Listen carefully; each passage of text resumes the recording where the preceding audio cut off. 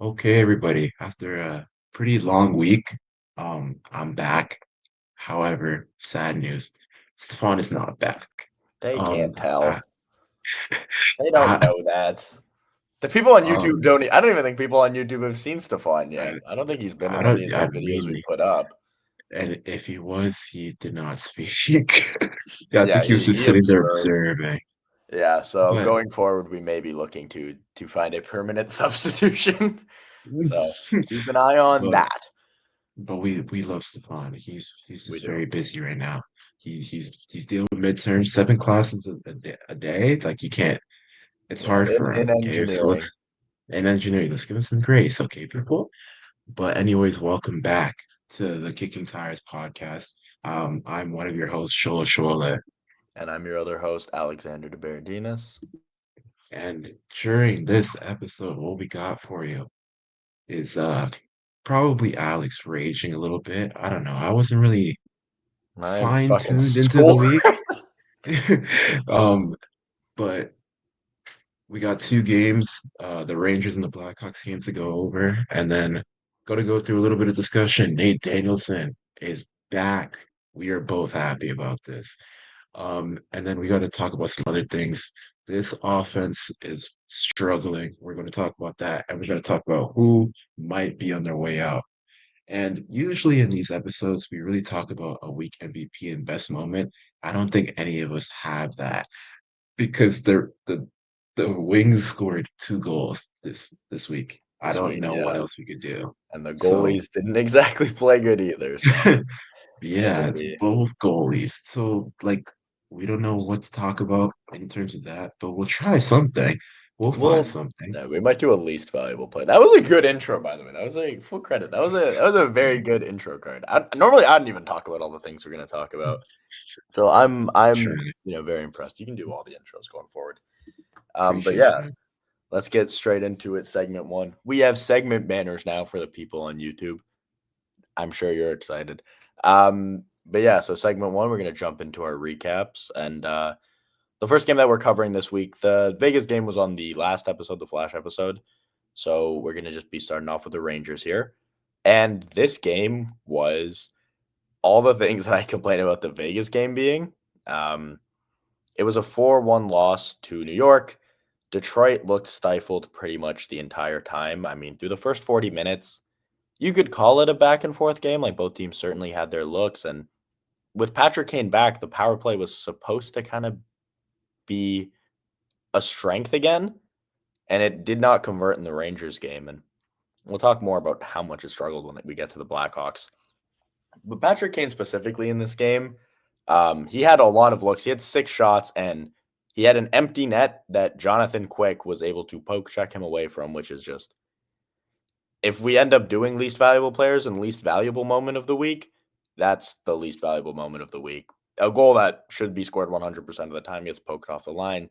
And Detroit's offense looked very stagnant. I mean, New York, I don't know if the book is out on Detroit's offense, but New York and Vegas had no problem pushing Detroit to the outside and forcing, shots from above the points and around the blue line and low danger chances that Jonathan Quick, even at this point in his career, is going to stop pretty much every time. Um, and defensively, this was not a very good game. I mean, you had very clear defensive breakdowns and then a huge lapse in the third period. I mean, you get a cross seamer to Artemi Panarin, who is just, you can pencil him in for 4 points against Detroit at this point. He scores a goal that just beats kind of Talbot a little bit through the glove. And then DeBrincat and Kane get a 2-on-1. Kane can't find the seam. He chooses to shoot. Puck immediately goes down to Lafreniere, and it's in the back of the net. So that kind of put the seal on the game. But even then, Detroit had a power play right after that to try to get themselves back in it. They didn't convert, and it was kind of the story of the week where the offense just really struggled, both in big moments and just generally to keep the game alive. I mean, they've had their chances to get back in it, and they really fell short. Yeah. And I think that loss carried into the Blackhawks. Well, I don't think it did carry that performance that the Wings put up did carry into the Blackhawks game where they got hammered at home 5-1.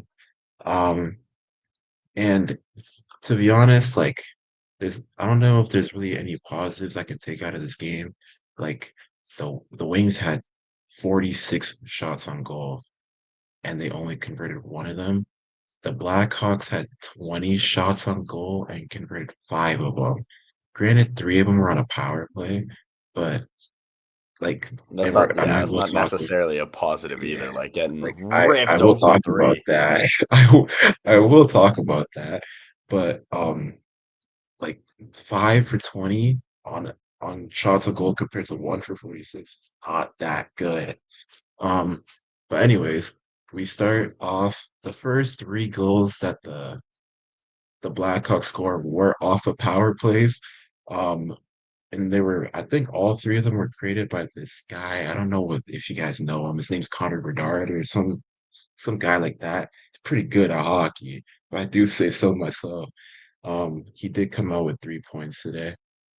And yeah, I think he set up the first goal. Then after that, a couple minutes later, we get a Dylan Larkin goal that I don't even know if it went off of his stick. I think it did, Yeah, but it it was a, oh, what do you call that? Like scrappy goal. Like yeah, like that it was was a very full body ugly. effort.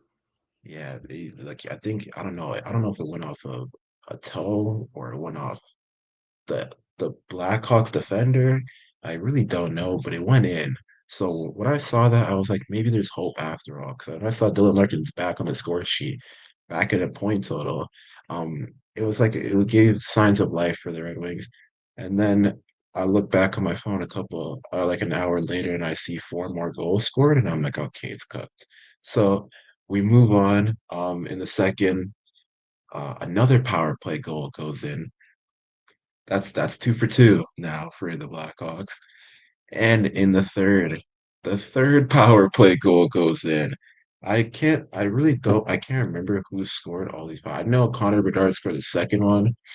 Um, Let me actually see before I know I Bertuzzi got in on it. I think Teuvo Teravainen, who I was banging the drum that I wanted Detroit to sign him. I think Teuvo got one, Bertuzzi got one.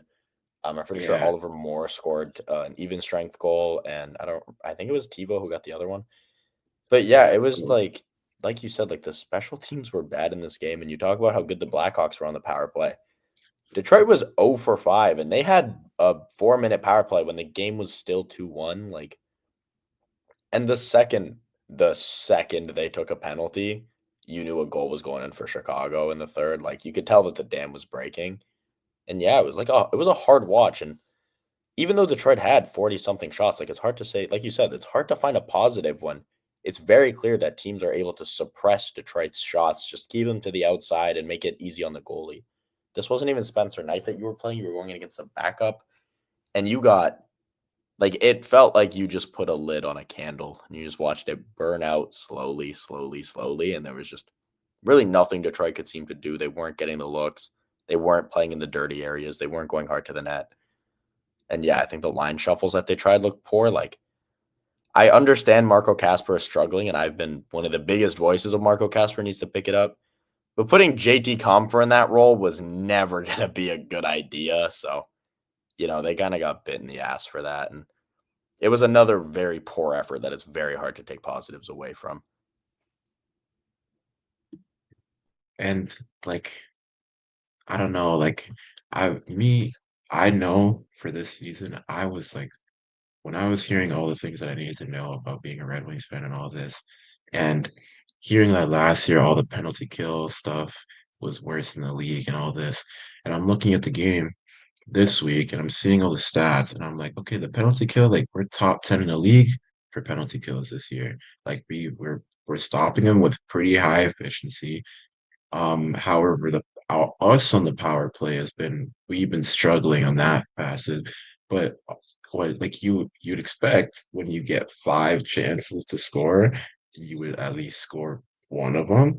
But it's so like I can't even say it's okay. I was about to say it's okay. It's not really okay. You want to score those, but to be honest, like while the power play or the penalty kill has been struggling.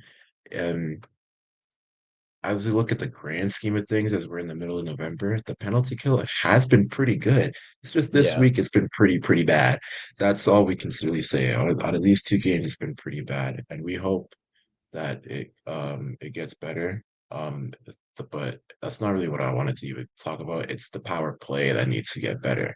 That 5-on-4 for the Wings needs to get better because 0 for 5 in the Blackhawks game and 0 for 4, I think. Yeah, 0 for 4 in the Ranger game is it's pretty bad. And we need to go over that.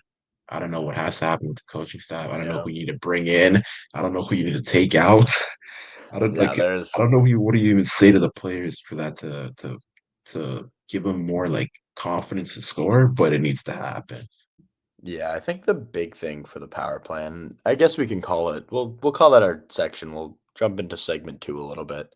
Um, Look at that banner! Shout out YouTube people. Yeah, the power play. We'll dive into it a little bit more. We'll try to start on a positive note while we're going through this. Um we'll talk about Nate Danielson coming up first, and then we'll get into the power play and the offense as a whole. So yeah, like as you mentioned, the cold open, like Nate Danielson is a Red Wing now. There's no more waiting, no more healing from injuries. Nate Danielson is up, NHL debut. It's nice to see. It was a long time coming. We knew that he was probably going to make the team if he was healthy at a training camp. Ultimately, he wasn't. He looked okay against Chicago, but it's one of those things where it's not like he was put in a position to succeed. Like, ideally, if you're going to play him, you want to play him with teammates who are.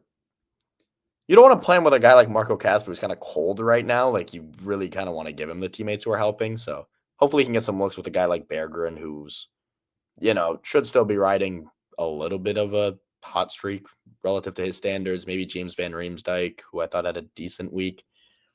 But it's nice to see him. And when you look at the kids this season, Sandy Pellica and Finney have definitely been pluses in their position. So you hope Danielson can be another one of those.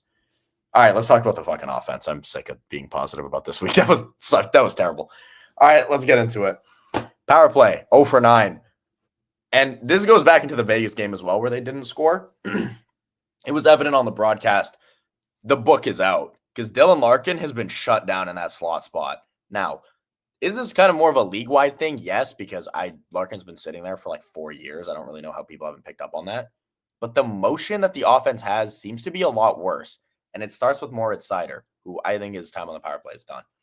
Seider consistently is missing reads at the blue line, isn't directing play properly anymore, and he's really struggling to catch those bouncing passes just to hold the line. Like, I guess holding the line as a whole, he's been struggling with. And this is just with 5-on-4. We'll get into the 5-on-5 offense, which hasn't been good either. The power play needs to be better, especially when you have a guy like Patrick Kane on this team whose sole purpose is to help on the power play.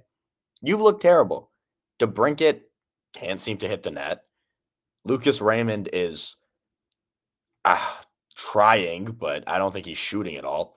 Larkin isn't really finding his spots, and he seems to be losing the draw more than he should be. Kane also seems to be kind of figuring things out on the fly. I think it's time to change it up a little bit.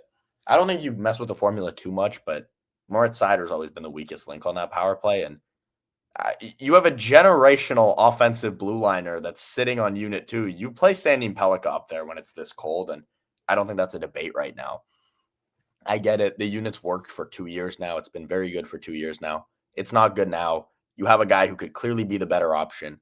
Sandy Pellica reads the plays better. He directs plays better, and he's more of a threat to shoot, where Seider will just shoot into a body every time.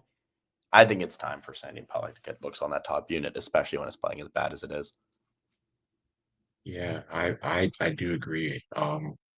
We were talking about ASP. Like I remember a couple weeks ago, when I gave my predictions for a week, I said, "Oh yeah, ASP scoring," because I know that he can be an offensive threat when it comes to like the Red Wings, especially on a power play when you need the offense to like really score like this much. Like you need a guy who can just come in and just I love Mo Sider. We both love Mo Sider. I hear you talk about Mo Sider all the time. He's a great he's a great defenseman, but he's not a great offensive defenseman. I think ASP is a great offensive defenseman. He's a great defenseman as a whole, obviously, but I think ASP is more offensive and it can make more plays happen, whether it's from the blue line or if he pushes up from the blue line and they their what's it called, like their rotations around the ice, like if he comes up off a rebound, he's more inclined to shoot than to pass.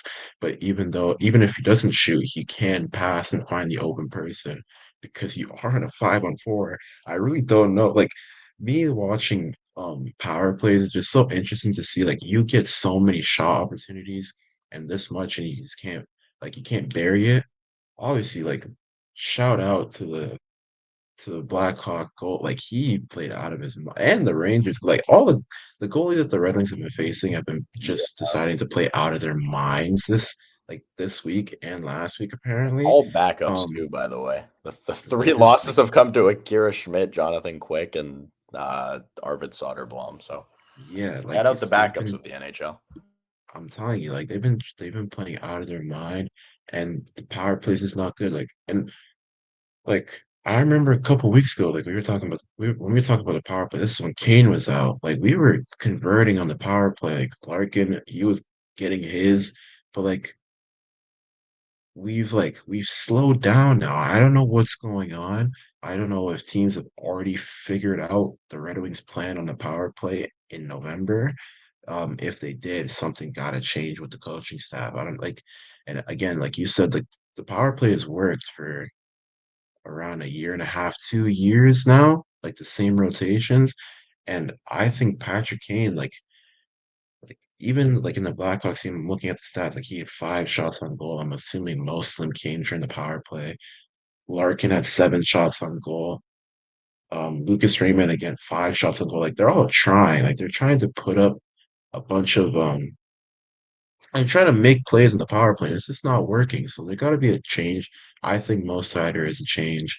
I think you're right with the ASP change, and I don't know if you want to maybe bring in like you want to take out Marco Casper for somebody else in the power play if he is in the power play. Um, I don't know if you want to rotate Kane and like I know you don't because Patrick Kane's insane, but like I don't know if you want to bring in another guy who can just help in. Like Alex, what do you like? Like help me out. Like what do you think like that you need to bring in? Like I who needs to mean, come? externally is tough. I wouldn't. I don't know that it's a personnel issue. I think between the 10 guys they're putting out on both units, I think they have enough to run a successful power play, more successful than it is now. I think the thesis of the Red Wings' top power play, at least that first unit, has been motion offense. It's all about, like the thing they do the most is Lucas Raymond will take the puck on the flank, cut up, and then he'll look middle. And then if he can't find a seam, he'll put DeBrincat back, who rotates up more towards the flank spot, but still close enough where defenders don't really want to respect his shot, and he'll take it from there. I think Mo Sider doesn't complement a motion offense as well as ASP does because ASP opens up for the one timer more. And you saw it especially in the World Junior Championships with Team Sweden. ASP loves to open up on the power play. As a matter of fact, he typically plays flank, which is more of where your shots are coming from. He's not always a quarterback. I think because he can both quarterback and play a flank, obviously he's not going to be jumping up high. That's kind of more for Larkin and Raymond. Like he's not going to be behind the net kind of thing, but that's fine because you want your defenseman in a motion offense to be able to kind of flex to a flank or quarterback and facilitate. ASP can do both. And even if he can't right now, he's shown that he can at different levels. It's a skill you want to develop. You need it for the power play. But the power play is only a couple minutes a game. Now, in the last two, it's been 10 minutes and like 8 minutes a game. The 5-on-5 offense has been a problem too. And I know both of us this is something that we've both seen. I don't know where it starts and ends right now. It's hard for me to place blame on anyone because it seems to be a team issue. Like DeBrincat can't seem to bury, and Kane can't seem to bury, and Larkin is got robbed a couple times in the last couple games. It's hard to put it in words. Like A big thing with the Red Wings has been PDO, which is just save percentage plus shooting percentage, which is essentially your luck factor. Over this week, the two games we're talking about, the Red Wings have shot 2% and gotten sub 900 goaltending. Their PDO has been the worst in the league this week by a long shot. They need somebody to kind of break the dam because you get this sense that some of these looks should be going in. These teams are kind of playing that Lalonde style of defense where we'll give you as many shots as you want as long as they're from over there. You stay away from the crease. And that's been working against Detroit. Detroit has the number one tool that can break up defenses, which is speed. In pretty much any sport, the one way that you can beat, set plays is speed. You need to be quicker than they can set up. And again, Detroit can read the motion offense. They have fast players all throughout the lineup, especially on that top line. You need to start finding a way to get beats, whether that be, beating a defenseman, beating a goalie on a shot, beating somebody to a pass. You need to be 5% better in every exchange on the ice, whether that's, 5% better on where you're shooting, 5% better along the boards. This team, when they were winning, it seems sustainable because it's a similar way that they're playing now. They're just doing it worse. They're just winning a little bit less board battles. They're playing a little less physical. They're shooting way worse, but they're getting a little bit less high danger chances. They're getting a little bit less lucky with the goaltending. They're getting a little bit less lucky with the opposing goaltending. So overall, it feels kind of stark, but it's really the same style. They're just not playing it as well as they could be, and it's a big problem for this team right now. I definitely agree with you there. Like I'm seeing some of the plays that I'm watching here, even if I talk about 5-on-5 offense, like it just seems too stagnant on times. Like there are definitely times where I'll see a 2-on-1 or a 3-on-2 happen for the Wings. And like 3 weeks ago, if we were to talk about this, like that LA trip that I think I missed that episode, but that we could probably talk about, or the week before that, the homestand, I think, or against like the Sabres and all those teams. Um, like if you talk about those games, we were talking about the 5-on-5 offense or even the power play offense, like they were finding times where they can um dice up a defense, like you said, with their motion on the power play, or even on regular plays in the 5-on-5, like they were finding times to bury. This is when Dylan Larkin was hot, like he was getting his points, and even Emmett Finney was getting his points. Lucas Raymond was out for a little bit of that time, but he came back and he started getting goals. This is when DeBrincat started finding his goals, and now you see that like everyone's kind of calmed down a little bit, and like even on the 2-on-1s, like I saw a play in during the Blackhawks game where Dylan Larkin was in 1-on-1 with the goalie and got stopped twice. And I was like, how do you like I've seen him make that. I don't know how many goals he's had this season, but he's probably made that like half the time, like half of his goals have probably been from that. So like seeing like those type of plays and seeing the amount of shots on goal I'm seeing and all the power plays you're getting. And I'm I'm with you. I'm like, who can you really like put the blame on? And it's not really a whole thing because the whole offense is struggling. And then we can't find like and then our goalies are struggling. So there's shit like that where you just be like, okay, who can you like bring in or who can you decide like, okay, let's take this guy or who can we shuffle on different lines? Like I feel like you can't really break up the lines because the lines have been working well. Like the top line, I think has been working pretty well. Obviously, it's not because of the goal scoring, but like even like on like when we're not talking about goal scoring, I think it's working pretty well. Like if we're talking the whole season, that line has been unbelievable. Um, I know Kane has been out for a little bit, but even that second line when MBN was still here, I know MBN was struggling, but like when MBN was here and he got sent down and JVR came up, I think this is who he came up for. Like everybody was like finding their place in the offense, and I thought that team was actually starting to click. We can get hot quick, like 7 game win streak, 8 game win streak, something like that, where you get multiple goals a game. But you're seeing now, like in the Blackhawks game and the Rangers game, um, like those 2 games in specific, and even the Knights game where they like didn't even score. Um, like we're seeing struggles from the offense, and I don't know who, like I keep saying, like I don't know who you want to bring in or what like has to change with this offense. Whether it's you want more passes or you just want them to be even more direct.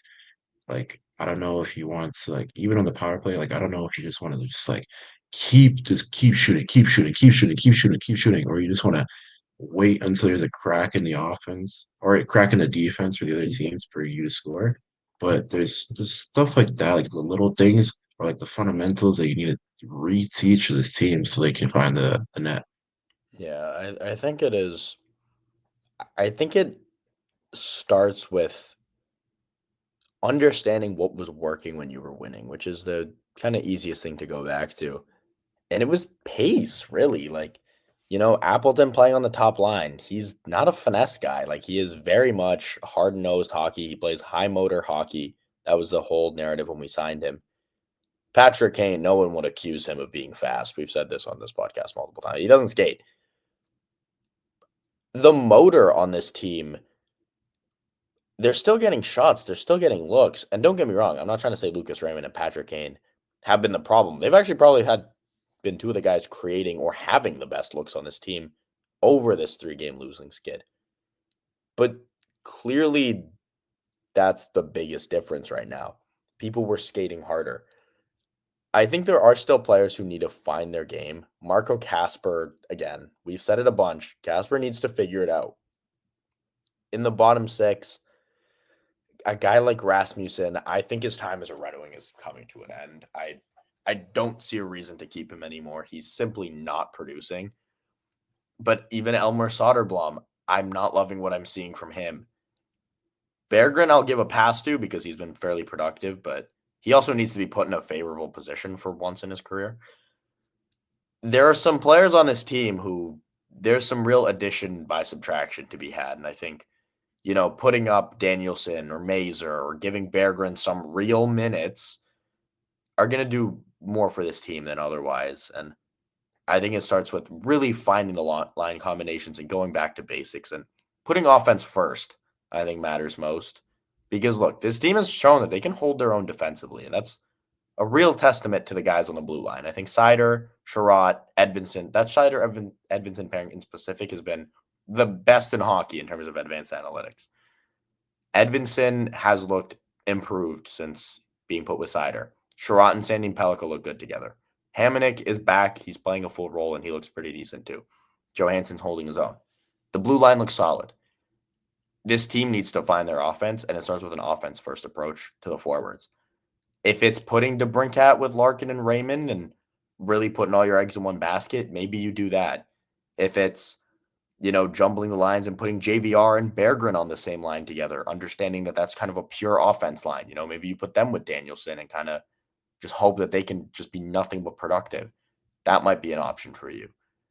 I don't think you can justify keeping Cop Comfer and Appleton together because, as much as they have kind of got theirs a little bit, they're not really offensive players. And I think you got to spread them out for this team to get better looks offensively.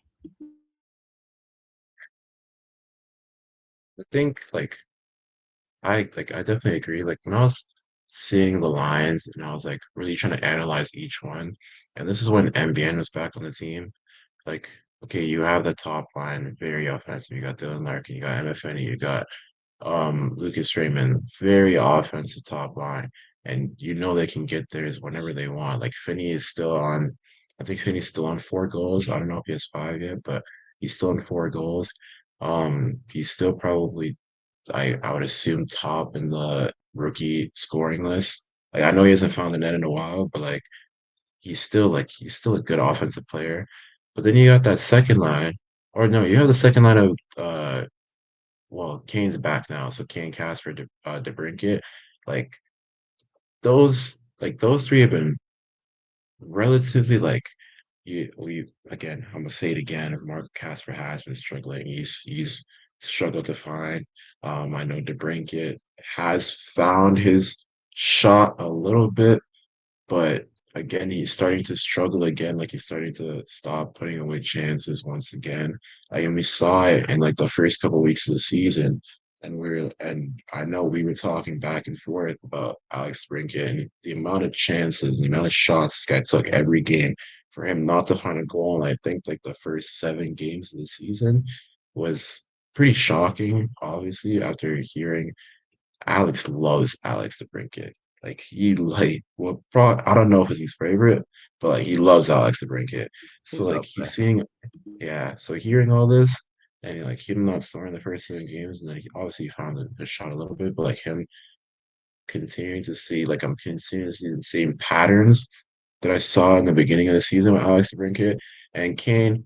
I'll give Kane a pass because he's been injured, so I guess maybe he has to get up to speed. Like we did just like Alex did just say like less than 5 minutes ago. The guy doesn't skate, so like you gotta really push it out of him if he wants to like convert.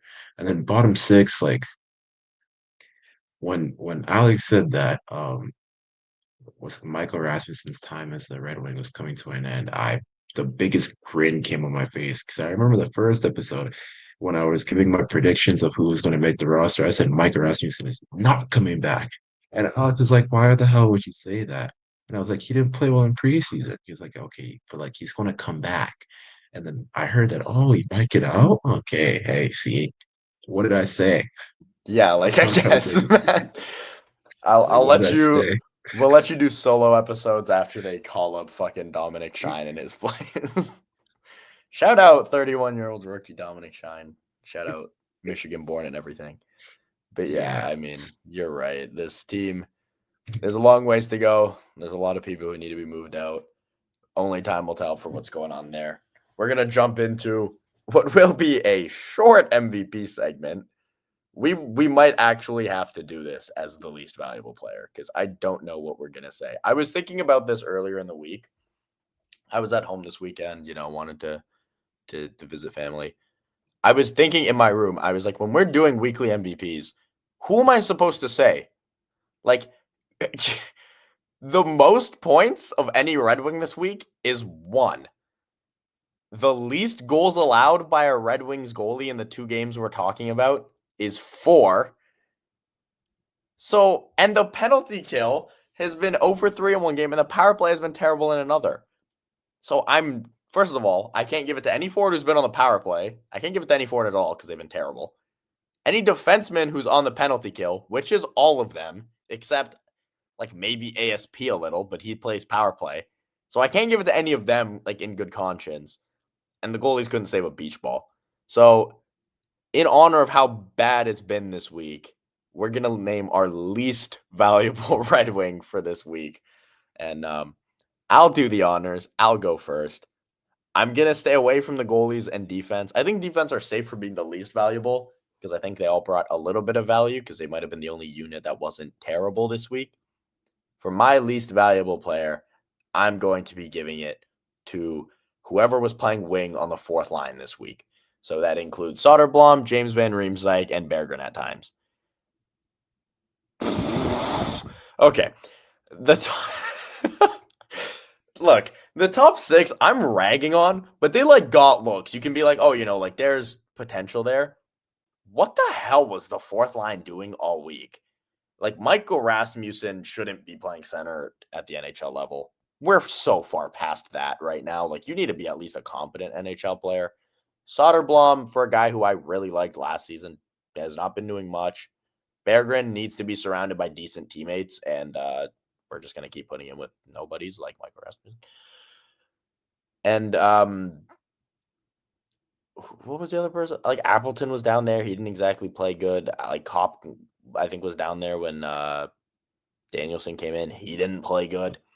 That 4th line has been an absolute black hole. And a timely goal from any of them would have put you in a lot of these games. Like, I get it. You lost 4-1 and 5-1. But those games were 2-1 for pretty much the entire length of the first 2 periods. timely goals from the bottom six would be very helpful. So for my least valuable player, I will give it to Michael Rasmussen because we're hating on him the most. And this has indirectly become a Moose hate podcast, unfortunately. That actually killed me. Okay. I'm honestly with you. I was looking at it. Okay, who do I give weekly MVP to? Do I give it to a defenseman? No. You lay them 4 goals and then 5 goals. Can't give it to the defenseman. Do I give it to a goalie? No. Both of them play like ass. Do I give it to a forward? No. I can't give it to. I'm gonna go through each forward and tell you the reason why I can't give it to them. Cobb, okay. Everybody on the bottom six can't give it to them. They played like ass, especially that fourth line, as you just said, ass. I can't give it to Casper because we've been talking about how ass he's been playing. I can't give it to Larkin even though he scored. Um, I can't give it to Lucas Raymond. Like I really can't. I can't give it to anybody. Like we're talking about, like we really can't give an MVP to anybody. Yeah, like Like with valuable two player would imply that losses, there's some value to any of them. And they're like like legitimately, you could have replaced this team with Timbits hockey, and I don't think you would be able to tell a difference. You I'm could put telling you, genuinely like JV teams on the ice and they'd give the same result. like this team was pretty bad this week. I don't know if they were on the same level as us ripping on them the second episode that we put out on the Canadians game. I don't think it was that bad, but it was pretty bad this week. So my least valuable player this week, I'm not gonna give it to the goalies because I think collectively they played like ass. Um, I actually did like some of the defensemen this week. Like I think Sherratt, I think Sider's been playing particularly well. Obviously not in the power play, but he's been playing particularly well. I think ASP, Sherratt, Joe, like Hamannik, those and Edmondson, like as you said, he's been pretty improved. So I think like they've been playing particularly well. So I can't give it to a defenseman. But the forwards, oh man, Michael Rasmussen is one of them. Because of everything I said about Mike Rasmussen in the first episode, and then what everything you said about Mike Rasmussen today is why This he's is going in the least becoming a valuable player. Moose hate podcast. Just slowly Um, but surely.